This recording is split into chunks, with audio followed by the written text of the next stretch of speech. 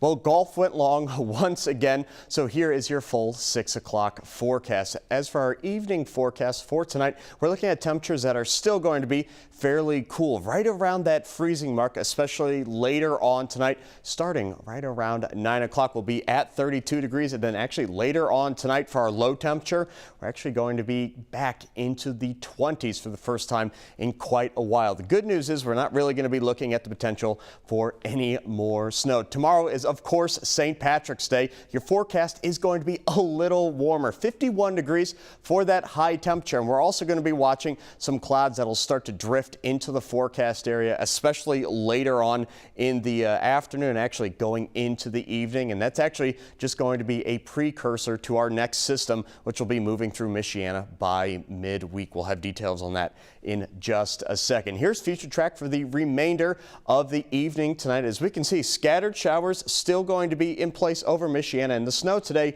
really wasn't all that impactful. It only really limited your visibility if you were out driving on the road. We saw 0 to none in terms of accumulation. But as I play this forward, we can see that that cold front and the northwesterly winds are going to be cooling us down throughout the evening and also start to filter out some of the cloud cover. And actually, we're going to go fairly clear going into the overnight hours, and to start off tomorrow, might want to grab that big puffy coat tomorrow morning. 27 degrees pretty much across the board in Michiana. So going to be a cold start to your St. Patrick's Day, but warming back into the 40s with a little bit of cloud cover moving back into the area, and then actually hitting a high temperature right around 51 degrees later in the afternoon and actually into the evening as well. Here's our next first alert system, and as we can see, going to be taking quite some time to reach Michiana. So again, Monday, tomorrow, not going to be bad whatsoever. On Tuesday, that's looking like our best day of the week. And then by Wednesday,